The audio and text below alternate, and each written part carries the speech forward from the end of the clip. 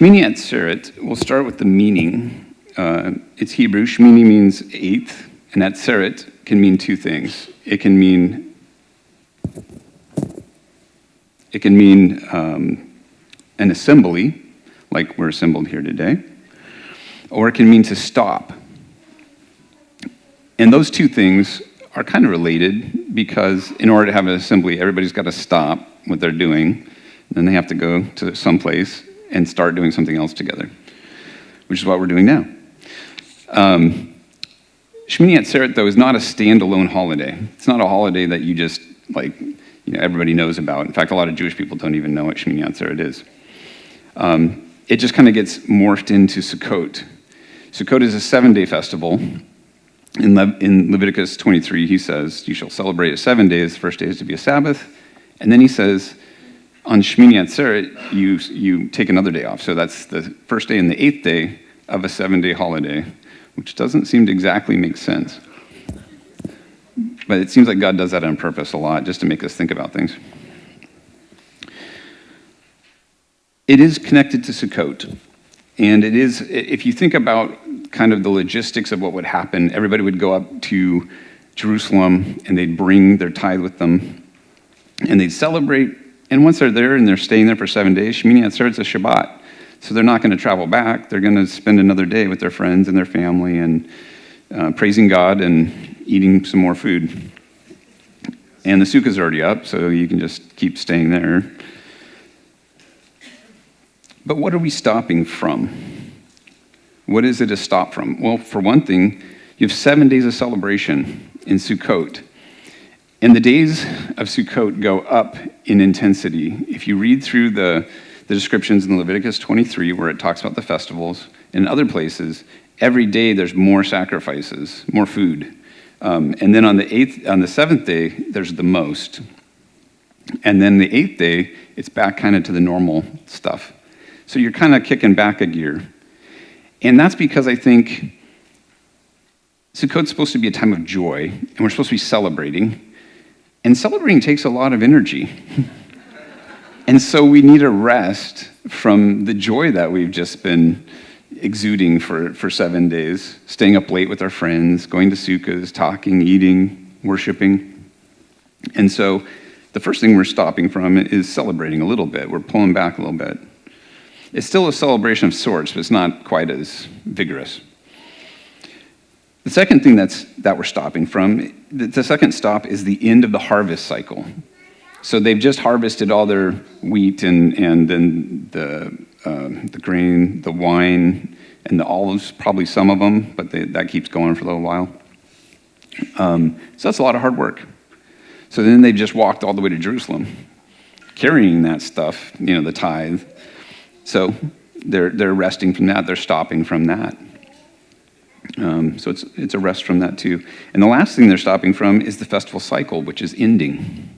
It's the last festival that we have in the 7 festivals of Leviticus 23. And I think it's a time of reflection where we can pause and reflect on several things. One of the things is God's provision and his goodness.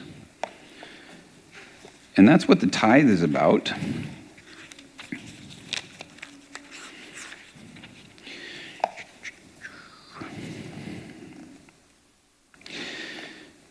Deuteronomy 14:22. You shall tithe all the yield of your seed that comes from the field year by year, and before the Lord your God, in the place that he will choose, that's Jerusalem, to make his name dwell there, you shall eat the tithe of your grain, of your wine, and of your oil, and of the firstborn of your herd and flock, that you may learn to fear the Lord your God always. And if the way is too long for you, so that you're not able to carry the tithe, when the Lord your God blesses you, when he blesses you, because the place is too far from you, which the Lord God, your God chooses to set his name there, then you shall turn it into money and bind up the money in your hand and go to the place that the Lord your God chooses and spend the money for whatever you desire. Oxen, sheep, wine, strong drink, whatever your appetite craves, and you shall eat it there before the Lord your God and rejoice, you and your household. You shall not neglect the Levite who is within your towns, for he has no portion or inheritance with you. So this is really interesting because I don't think, growing up in the church, I never thought of the tithe as something you really take part in, but this is their tithe, and they're taking it. It's food, obviously, unless they had to sell it for money because they couldn't carry it because God blessed them so much and they have a long way to go. So God's saying, hey, I want to have a feast with you. I want you to come to my house. I want you to buy whatever food you want with my money, and I want you to eat with me. Get whatever you want, right? This is our God. Our God is like that. He is generous. The tithe is not something that he really needs. It's really for us, and it's for us also to share. He talks about the Levite, and later he mentions the poor and some other groups of people who need, orphans and people who need help. And he says some of the tithe is to be used for that too. So the tithe was for the Levites who were ministering for God, and it was for the poor and the other unfortunate people in their midst, and they got to eat it with these other people. So there's fellowship. So God's provision. The second thing we reflect on is the gospel message in the festival cycle, in the harvest cycle. Now, I'm going to talk about the cycle of feasts. I'm just going to give an overview of the feast cycle and the message that's in them from a harvest perspective. So I'm going to kind of put it into that metaphor because a lot of it kind of engenders that metaphor anyways, because it is following a harvest cycle. So first off, we have Passover.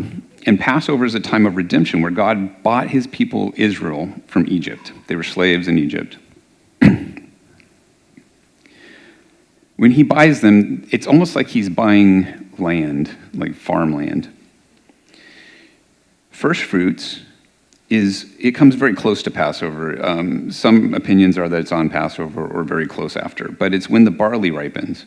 And you take the first of your barley that's ripe, and you bring an offering to the Lord.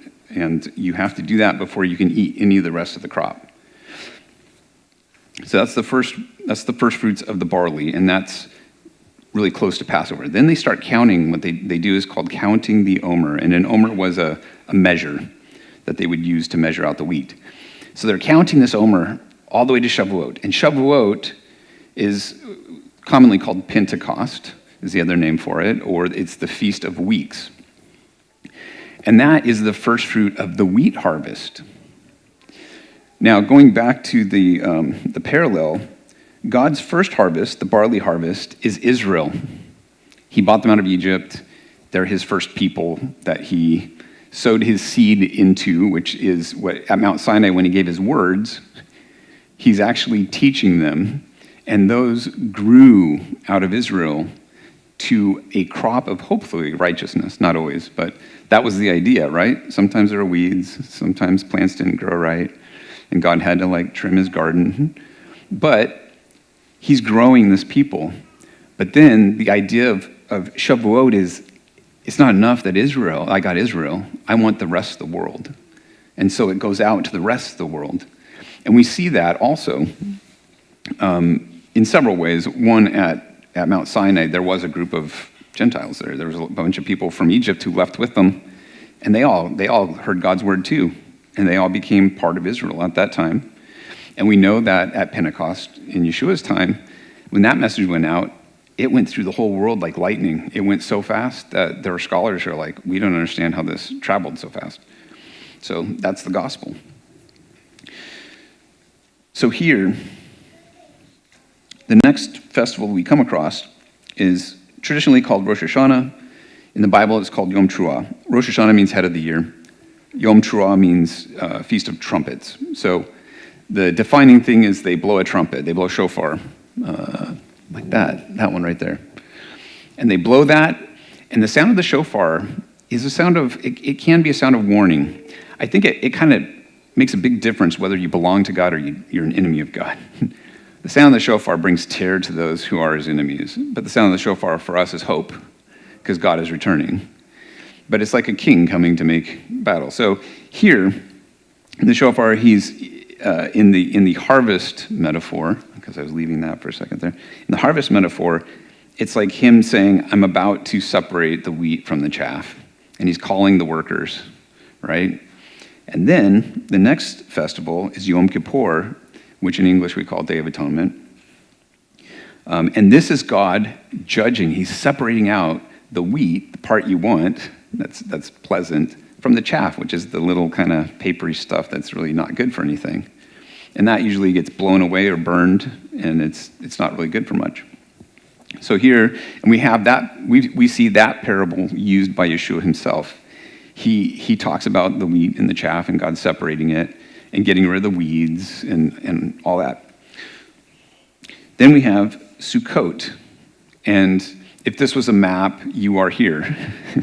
We're at Sukkot. Sukkot is the end of the festival cycle, and God is eating his crops. He's enjoying the produce that he's worked to produce, and that produce, in a sense, is us. We are his crops of righteousness. He sowed his word, and it grew in us through the Holy Spirit, and then we become his harvest. So now I'm going to shift a little bit to three things that we see during Sukkot, Shemini Atzeret. I'm going to kind of mix those together. There's three symbols that are used. They are water, light, and a cloud. So we're going to start with water.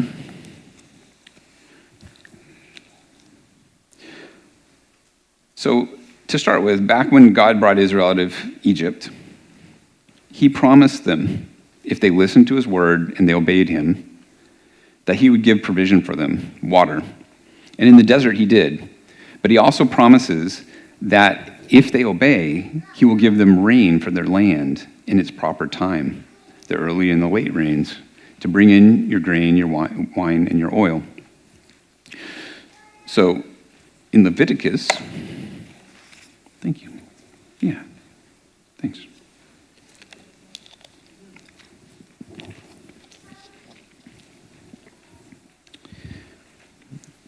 Leviticus 26.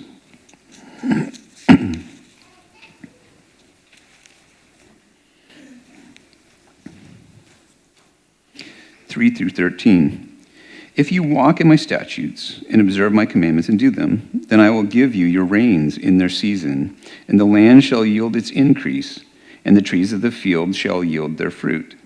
Your threshing shall last to the time of the grape harvest, and the grape harvest shall last to the time for sowing, and you shall eat your bread to the full, and dwell in your land securely, and I will give you peace in the land, and you shall lie down, and none shall make you afraid.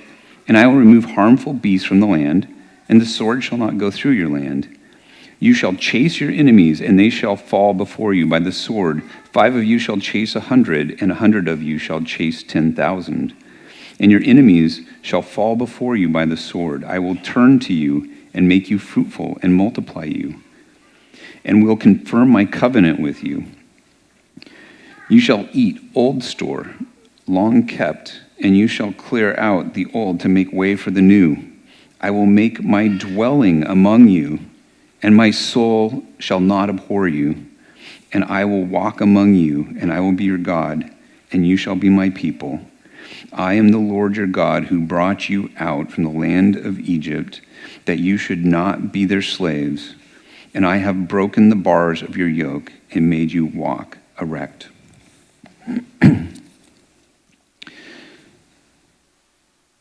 So here he's saying, if you obey, if you listen to me, I'll handle the water. In the temple, traditions that the Jews have kept have told us what they were doing in the temple, roughly. And during Sukkot, for every day, some say 7, some say all 8 days, they did a water libation on the altar, and they had wine as well. So normally there was a wine libation even when it wasn't Sukkot. But during Sukkot, they had the wine and the water together in this little contraption, and they'd pour water on one side and wine in the other, and it would drip down the side of the altar. That's what they were doing. And then they would go around the altar saying, Hoshana, which means, please save us. Right? And what they're talking about is they're talking about the water. Because without water, they're dead. And they know that they need to like they're supposed to obey God. And so they're asking God to be gracious to them for the next year. And the tithe that they're bringing into the temple was the result of the blessing from the previous year.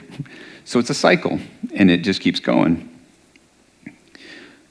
So Yeshua's there in the temple, and we know that he was there on the great day of the festival. That is the seventh night, or seventh day of Sukkot. And that was one of the days where we know they were doing this water libation. And this is what he had to say.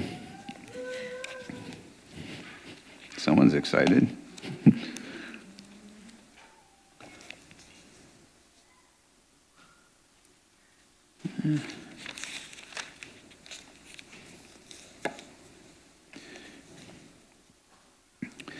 On the last day of the feast, the great day, so that's Hoshana Rabbah, Jesus stood up and cried out, "If anyone thirsts, let him come to me and drink. Whoever believes in me, as the scriptures have said, out of his heart will flow rivers of living water." Now he said this about the Spirit, whom those who believed him were to receive, for as yet the Spirit had not been given because Jesus was not yet glorified. So here, Jesus shows up. They're doing this water ceremony, right? And they're looking to God to provide them the water they need to water their crops. And Jesus says, "I'm the water," right? And that would be arrogant if anybody else said it, unless you really are the living water, and he is. But it gets better. The second thing we have is light. So we first see the light. Well, we could go back to Genesis, but I won't go back that far. We're going to go back to when Israel was dwelling in sukkahs in the desert when God brought them out of Egypt. So they had these temporary dwellings they're in. Those are sukkahs. That's what sukkah pretty much means. And in one place, God commands us to keep the festivals of Sukkot because when I brought you out of Egypt, you dwelled in booths. But while they were dwelling in these booths, one thing of note is that God was there in a tent with them. God left his heavenly abode with, I don't know what it looks like, or it's beyond imagination, like where God lives. His house, his real house, forget about it. But he comes down and he asks them to build him a tent. The God of the universe. That's crazy. I'm gonna camp with you. I'm gonna camp with you. So Leviticus 23:39.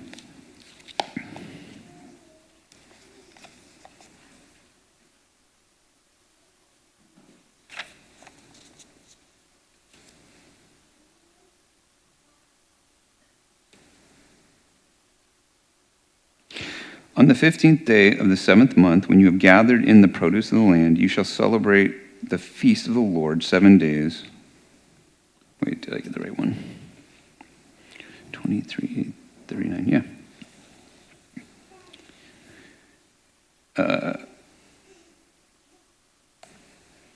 You shall celebrate the feast to the Lord for 7 days. On the first day shall be a solemn rest. On the 8th day shall be a solemn rest. And you shall take on the first day the fruit of splendid trees, the branches of palm trees, and boughs of leafy trees, and willows of the brook. And that is the lulav. And the fruit of beautiful trees is the etrog. So that's how that's been interpreted.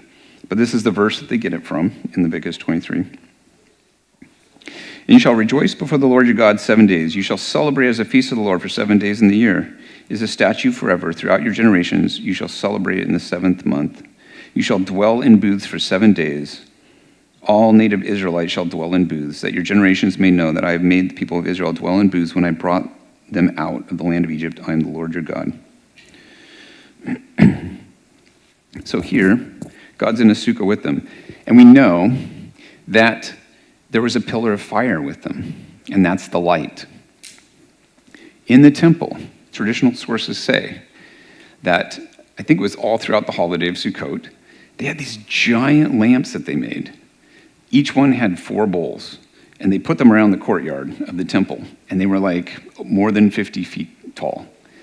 For the wicks, they used the garments of the priests that had been worn holes in or whatever from their service.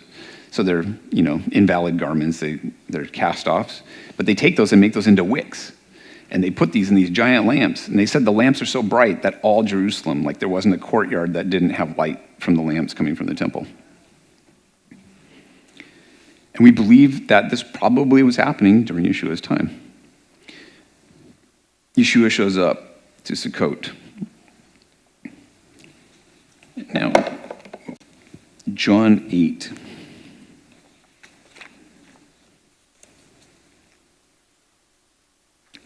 Through 14. Again, Jesus spoke to them, saying, I am the light of the world.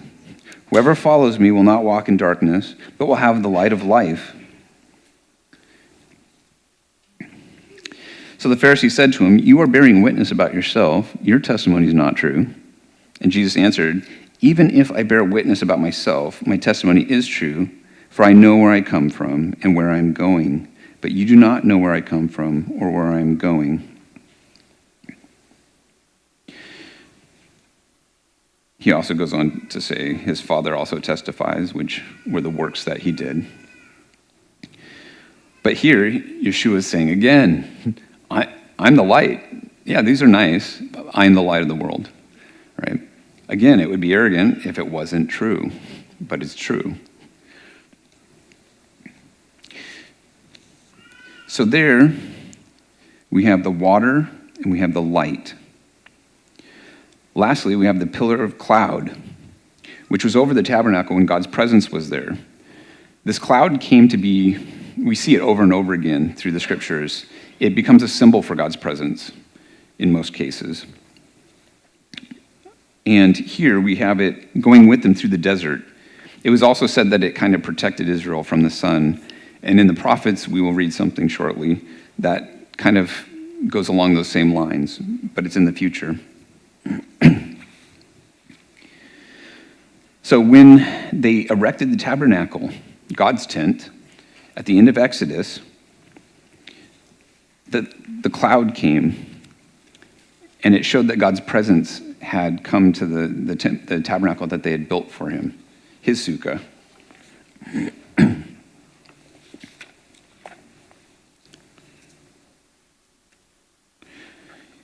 Exodus 40, verses 34.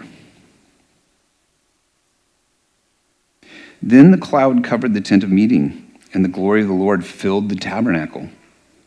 And Moses was not able to enter the tent of meeting because the cloud settled on it, and the glory of the Lord filled the tabernacle. Throughout all their journeys, whenever the cloud was taken up from over the tabernacle, the people of Israel would set out. But if the cloud was not taken up, they did not set out until the day it was taken up. For the cloud of the Lord was on the tabernacle by day, and a fire was in it by night, in the sight of all the house of Israel throughout all their journeys. And so here we have the light and the cloud together. So we have the light, we have the water, and we have the cloud. We also see the cloud of the presence at the temple when Solomon builds the first temple. He inaugurates the temple on Sukkot. And let's see what it says there. 2 Chronicles chapter 7.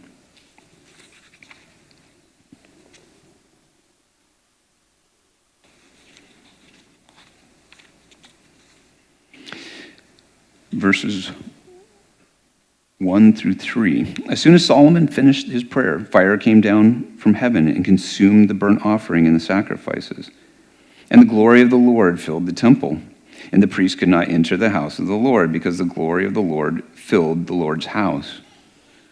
When all the people of Israel saw the fire come down, the glory of the Lord on the temple, they bowed down with their faces to the ground on the pavement and worshipped and gave thanks to the Lord, saying, For he is good, for his steadfast love endures forever. And where did they get that from?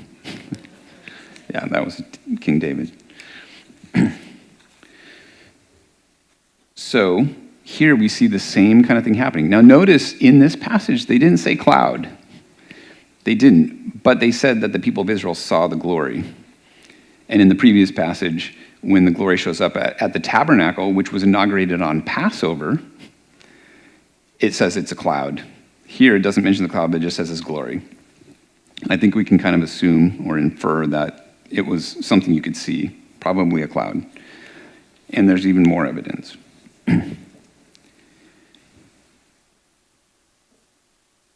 Matthew 17, 1 through 6. We have Yeshua.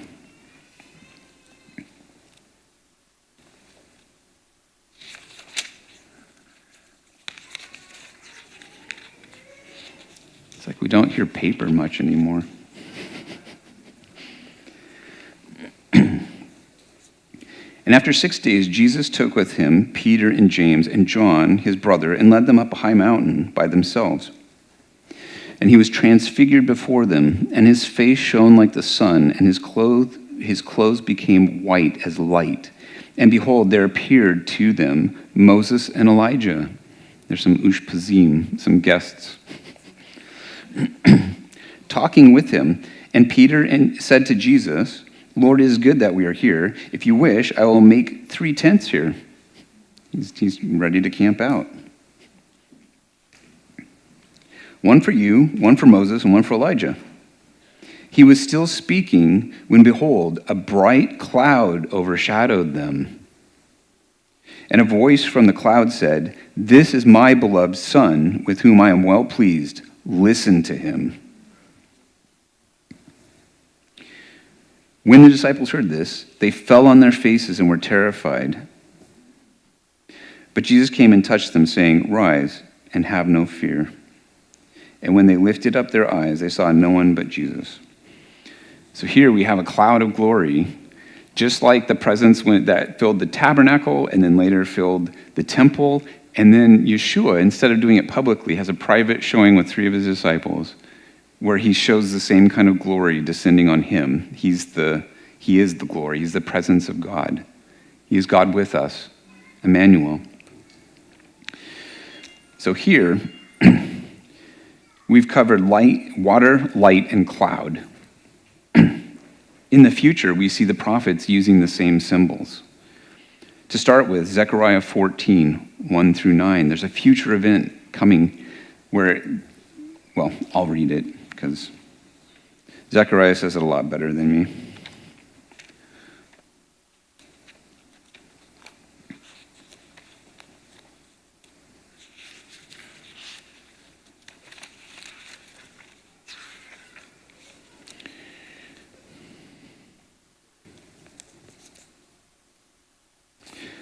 Zechariah 14, 1 through 9.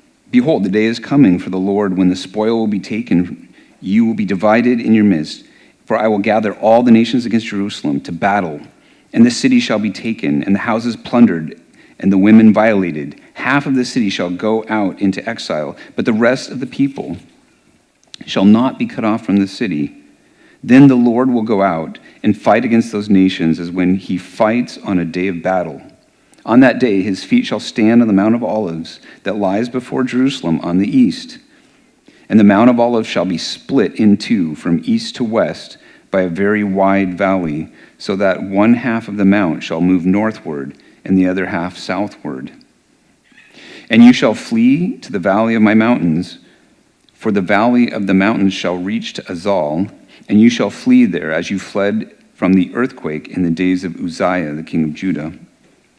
Then the Lord my God will come, and all the holy ones with him. On that day there shall be no light, cold, or frost. And there shall be a unique day, which is known to the Lord, neither day nor night. But at evening time there shall be light. So suddenly we get this no light for a while, and suddenly there's a light when it's supposed to be dark. On that day, living waters will flow out from Jerusalem, half of them to the eastern sea and half of them to the western sea. That's the Mediterranean and the Dead Sea. That's what it's talking about. It shall continue in summer as in winter. The water doesn't run out, it just keeps coming. And the Lord will be king over all the earth. On that day, the Lord will be one, and his name one. But there we see there's the light, and there's the water, and there's God's presence. And this is what Sukkot is about. Now, after this, he talks about the nations that attacked Israel. He does some unpleasant things to them. I'll skip that.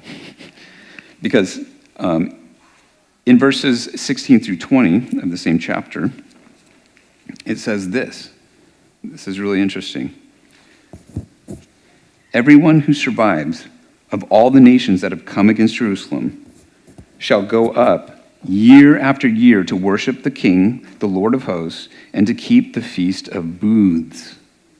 That's tabernacle, that's Sukkot. This holiday, he's making them come and keep the feast with him. And if any of the families of the earth do not go up to Jerusalem to worship the King, the Lord of hosts, there shall be no rain for them. Like, that's the thing that Israel's thinking about every Sukkot. We need rain, Lord. Give us rain. He's saying, I'm going to punish you with no rain if you don't come up for Sukkot. That's what he told Israel back in the desert. Now, this sounds kind of like he's punishing them, but he's not really. He's giving them, he's elevating them. They're taking up where Israel was, and Israel's being exalted even higher because the Messiah is living there in Jerusalem and ruling. And then he says, if the family of Egypt does not go up and present themselves, then on them there shall be no rain, and there shall be the plague with which the Lord afflicts the nations that do not go up to keep the Feast of Booths. And this shall be the punishment to Egypt, and the punishment to all the nations that do not go up to keep the Feast of Booths. And on that day there shall be inscribed on the bells of the horses, Holy to the Lord. And the pots in the house of the Lord shall be as the bowls before the altar. And that means that they're holy. It means they can be used for things that normally you couldn't use a normal pot for. And every pot in Jerusalem and Judah shall be holy to the Lord of hosts, so that all who sacrifice may come and take them and boil the meat of the sacrifice in them. That means that the priest could go and take any pot from Jerusalem and use it for a sacred use, which wasn't the case before. So he's elevated the holiness. Because God is there in their midst, Israel has become holier, and then he's taking the nations and he's elevating them too. We don't like to be elevated sometimes. The nations were rebelling against God, and God's trying to get them to enjoy his presence. Rebellion is a weird thing because it makes us not want to enjoy the things that we should enjoy. It's really odd, but that's what ends up happening. We get warped in such a weird way. All right. And there shall no longer be a traitor in the house of the Lord of hosts on that day. That last phrase is kind of interesting because Jesus kicks out some money changers from the temple because they were desecrating his Father's house. And he's like, that's not going to happen anymore. Jesus was just warning them. All right. So there we have the light and the water in Zechariah. We also have the Sukkot for the nations. So now all the nations are celebrating the King of Israel, God's appointed king, Yeshua. And then we have Isaiah 4. I'm almost done. I only have 2 more verses.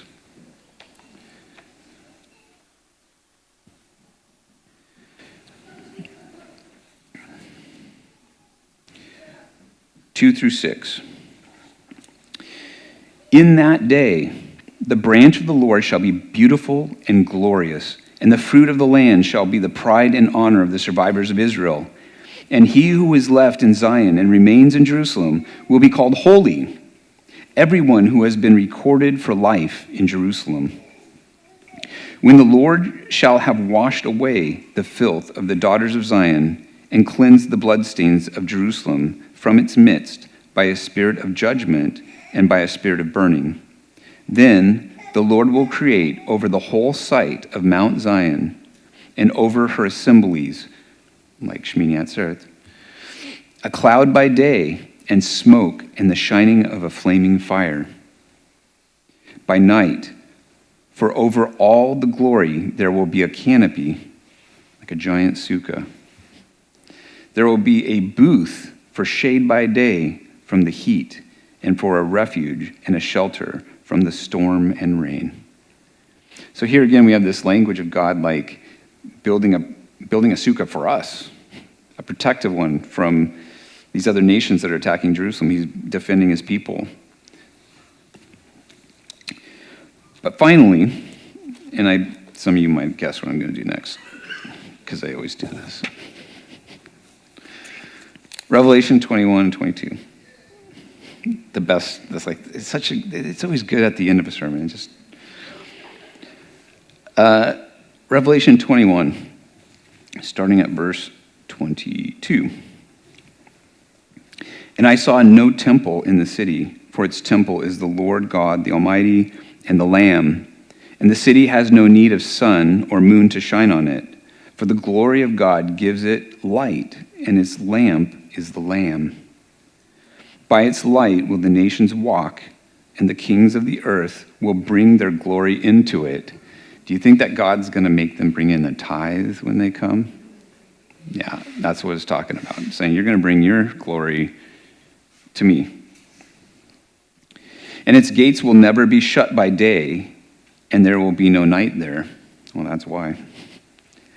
And they will bring into it the glory and the honor of the nations, but nothing unclean will ever enter it, nor anyone who does what is detestable or false, but only those who are written in the Lamb's book of life. Then the angel showed me the river of the water of life, bright as crystal, flowing from the throne of God and of the Lamb through the middle of the street of the city. Also, on either side of the river, the tree of life with its 12 kinds of fruit, yielding its fruit each month. The leaves of the trees were for the healing of the nations. No longer will there be anything accursed, but the throne of God and of the Lamb will be in it, and his servants will worship him. They will see his face, and his name will be on their foreheads.